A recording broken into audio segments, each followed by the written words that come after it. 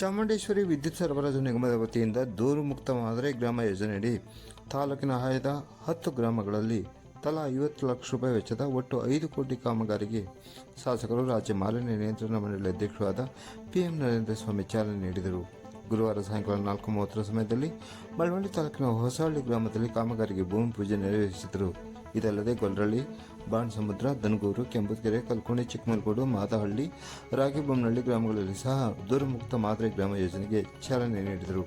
ಈ ವೇಳೆ ಮಾತನಾಡಿದ ಅವರು, ಮಾದರಿ ಗ್ರಾಮವಾಗಿ ಆಯ್ಕೆಗೊಂಡ ಗ್ರಾಮಗಳಲ್ಲಿ ಇರುವ ಹಳೆ ವಿದ್ಯುತ್ ಕಂಬಗಳು, ವಿದ್ಯುತ್ ವೈರ್ಗಳು ಹಾಗೂ ಟಿಸಿಗಳನ್ನು ಬದಲಾವಣೆ ಮಾಡುವ ಜೊತೆಗೆ ಯಾವುದೇ ಸಮಸ್ಯೆ ಇಲ್ಲದಾಗೆ ಮಾಡಲಾಗುತ್ತದೆ ಎಂದು ತಿಳಿಸಿದರು.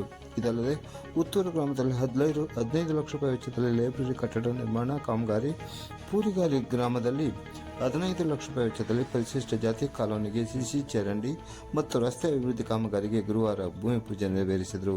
ಈ ಸಂದರ್ಭದಲ್ಲಿ ಗ್ರಾಮ ಪಂಚಾಯತ್ ಅಧ್ಯಕ್ಷ ಚಿತ್ರರಾಜು, HK ರೂಪಾ, ಉಪಾಧ್ಯಕ್ಷ ಪ್ರಕಾಶ್, ಸದಸ್ಯರಾದ HD ಪರಶಿವಪ್ಪ, ರಘು, ನಂಜುಂಡಸ್ವಾಮಿ, ಚಿಕ್ಕಬಸವರಾಜು, ರಾಜಣ್ಣ, ಚೆಸ್ಕಾಂನ ಕಾರ್ಯನಿರ್ವಾಹಕ ಇಂಜಿನಿಯರ್ T ಪುಟ್ಟಸ್ವಾಮಿ, AEಗಳಾದ ಪ್ರೇಮ್ಕುಮಾರ್, ನಿತೇಶ್, ಶಾಖಾಧಿಕಾರಿ ರಾಜಶೇಖರ ಸ್ವಾಮಿ, P ಶಿವಶಂಕರ್, ಮನ್ಮೂಲ್ ನಿರ್ದೇಶಕರಾದ ಕೃಷ್ಣೇಗೌಡ, PDO HC ಕುಮಾರ್, ಕೇಶವಮೂರ್ತಿ, ನಂಜುಂಡಸ್ವಾಮಿ, ಕಾರ್ಯದರ್ಶಿ R ಜಯಪ್ಪ, ಜಿಲ್ಲಾ ಪಂಚಾಯತ್ AW ಅಪ್ಪಣ್ಣಬೋವಿ, ಯುವ ಮುಖಂಡ ಪುರಿಗಾಲಿ ದೀಪು, ಶಾಳಿ ಶಶಿಕುಮಾರ್, ಬ್ಲಾಕ್ ಕಾಂಗ್ರೆಸ್ ಅಧ್ಯಕ್ಷರಾದ CP ರಾಜು, ಯಜಮಾನ್ ಕೃಷ್ಣ, ಅಮೃತ್ ಕಂಠೇಶ್, ರವೀಂದ್ರ, ಸೊಸೈಟಿ ಉಪಾಧ್ಯಕ್ಷ ಚಂದ್ರಶೇಖರ್, ನಿರ್ದೇಶಕ HM ಮಹೇಶ್, ಪ್ರಭುಸ್ವಾಮಿ, BL ನಂಜುಂಡಸ್ವಾಮಿ, ಮಹದೇವಪ್ಪ, ಗುಂಡ ಸೇರಿದಂತೆ ಹಲವಾರು ಮುಖಂಡರು ಈ ವೇಳೆ ಹಾಜರಿದ್ದರು.